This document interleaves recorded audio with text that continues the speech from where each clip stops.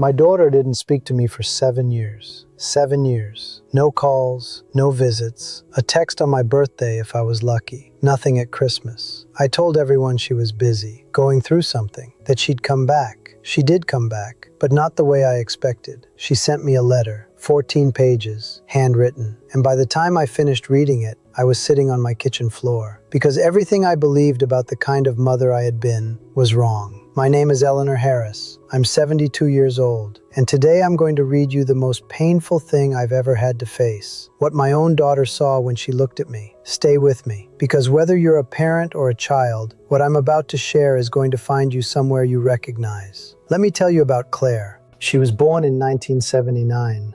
Brown eyes. Serious from the very beginning. The kind of child who watched everything before she spoke. I raised her mostly alone. Her father left when she was 3, and I want to be honest with you, I worked myself to the bone for that girl. 2 jobs for years. I sacrificed things I can't even name. Friendships, sleep, dreams. Everything I did was for Claire. Everything. That belief, right there, is the very first thing her letter dismantled. She wrote, "Mom, you always said everything you did was for me. But have you ever considered what I actually needed? Because what I needed and what you gave me were very different things." She wasn't talking about material things. She was talking about something I didn't even know I was withholding. I'll tell you exactly what that was. The first thing Claire addressed in her letter, she called it the override. She described a Tuesday afternoon. She was 9 years old. A group of girls had excluded her from a birthday party. She came home crying, really crying, and sat down at the kitchen table to tell me what happened. And here's what I did. I remember this. I sat down, I took her hands, and I said, "Oh, sweetheart, I know exactly how you feel. When I was your age, something very similar happened to me." And then I told her my story. For 10 minutes, my pain, from 40 years ago, at the kitchen table where she was sitting with her broken little heart. She stopped crying. She nodded. She eventually went to her room.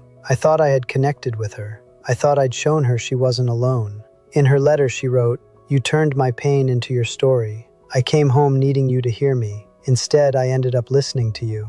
I was 9 years old, and I learned that when I was hurting, my job was to listen to your hurt. So I stopped bringing you mine." She stopped bringing me her pain.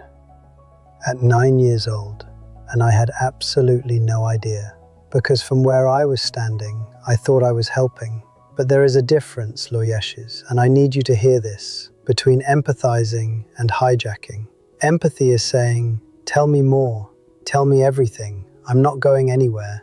What I did was something different. I took her moment and put myself in the center of it. I did this for 30 years. I thought it was connection. She experienced it as erasure. The second section of her letter was harder to read. She called it conditional love. Now, I need to be clear. I loved Claire with every part of me. Every parent watching this loves their child. But Claire's letter forced me to understand something devastating.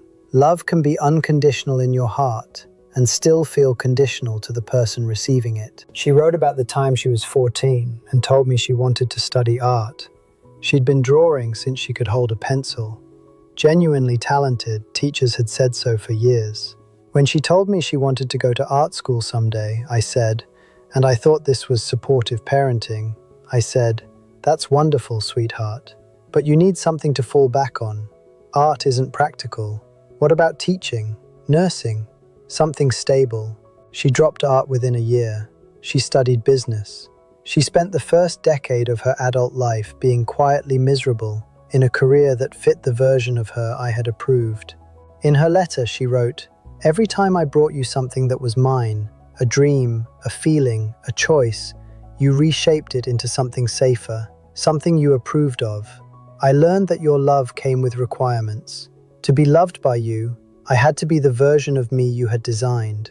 I had to put the letter down after that, because I realized with horrible clarity that I had not been controlling Claire out of selfishness. I had been doing it out of love. I genuinely thought I was protecting her. I thought mothers were supposed to guide, to redirect, to improve. Nobody told me that too much redirecting looks exactly like rejection. But here's what I haven't told you yet. Claire's letter didn't stop there. Pages 7 through 10, those are the ones I want every parent in the world to read, because that's where she described the specific moments that broke something between us, slowly, quietly, over years. One of those moments was at her wedding. I'll tell you about that in just a minute, but first I need to tell you about the scoreboard. Page 7. She called it the scoreboard. She wrote that every conversation we had eventually circled back to what she owed me. Not explicitly.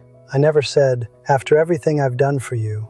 Not in those words, but it came out in other ways, quiet ways. When she didn't call for a week, I'd say, "I've just been sitting here wondering if you're alive." When she missed a holiday, "I understand. I just thought family was important to you." Small sentences, quiet weight, a running tally she never agreed to keep. She wrote, "Mom, you never asked for gratitude directly, but I always knew when I hadn't given you enough of it. And I spent years trying to fill a bucket I didn't know had a hole in it. Nothing I did was ever quite enough to make you stop worrying, stop hinting, stop needing. And eventually, I ran out of energy to try." She ran out of energy. My daughter looked at the work of loving me and decided she couldn't do it anymore. I need to pause here and say something to every parent watching. Your child does not owe you a relationship. I know how that sounds. I know how much it stings. But stay with me. When we raise our children, we make a choice. They did not ask to be born. They did not sign a contract. When we have children, we take on a debt, not the other way around. And the way we try to collect on that debt, through guilt, through obligation, through manufactured worry, is the fastest way to destroy the very closeness we are desperate to keep. Claire didn't leave because she didn't love me. She left because loving me had become exhausting work. And nobody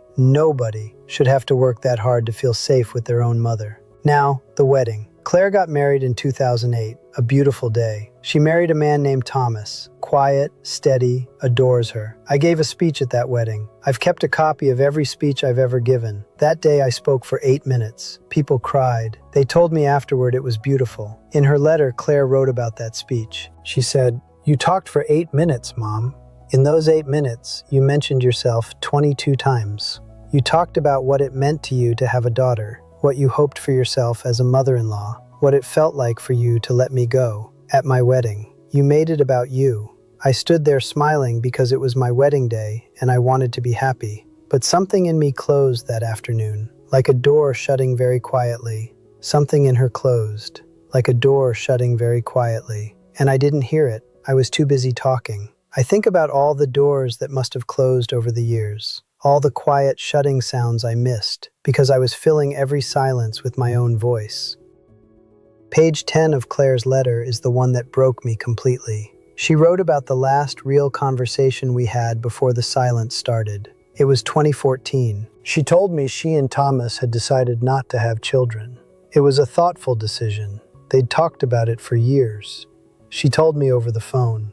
And I said, "I remember this." I said, "Oh, Claire, don't you think that's a little selfish?" Selfish. I called my daughter selfish for making a deeply personal decision about her own life, because it wasn't the life I had imagined for her. She hung up. She called a few more times over the following months. I never brought it up again, but she could feel it, the disappointment sitting between my words every time we spoke. By 2015, the calls had stopped. I know now that 2014 call was the one that finally broke something that had been cracking for 30 years. She wrote, "You called me selfish for the life I chose. Do you know how long I carried that word? Do you know how many years it took me to put it down?" I gave my daughter a word she carried for years. A word I said in 30 seconds. A word I had completely forgotten because to me, it was a moment of surprise. To her, it was a verdict. That's the thing about words. They don't expire. They don't soften with time. They live inside the person you said them to, sometimes forever.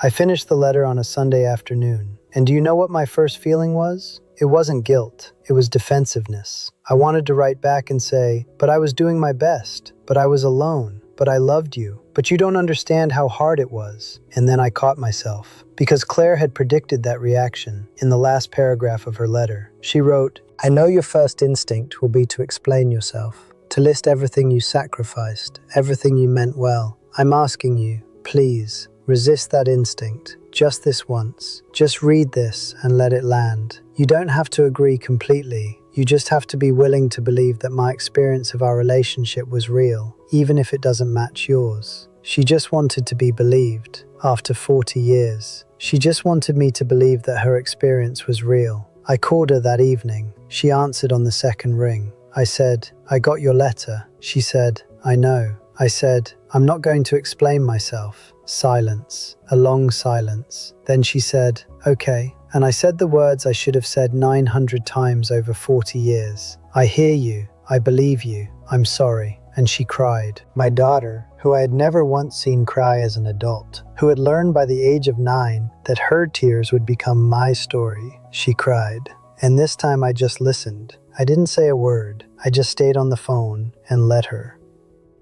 That was 3 years ago. Claire and I talk every week now. It's not perfect. It won't ever be what it could have been if I had been different when she was young. But it is real, honest. And that is worth more to me than 40 years of polished, surface-level phone calls. She told me recently what changed, what finally let her come back. She said, "Mom, for the first time in my life, you just listened."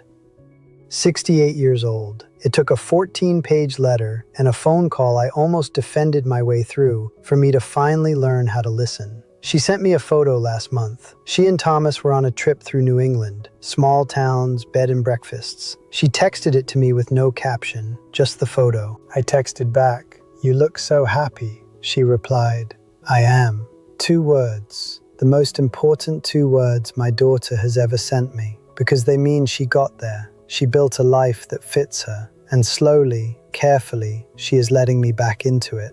I spent 7 years angry at her silence, 7 years telling myself I had done everything right. All that time she was out there building a life without me, because being near me had cost her too much of herself. Don't let that be your story. Here is what I need every parent, and honestly, every person watching this to carry with them. Number 1, stop making their moments about you. When someone shares something, a problem, a dream, a decision, your first job is to receive it, not redirect it, not relate it back to your own experience. Just receive it. Ask questions. Say, "Tell me more." Say, "How are you feeling about that?" Be curious about them as a full human being, not just as your child, your partner, your friend. Number 2, stop keeping score. Love is not a transaction. If you find yourself tracking what someone owes you, calls, visits, gratitude, you are building a debt they never agreed to carry. Release the tally. Let them come to you because they want to,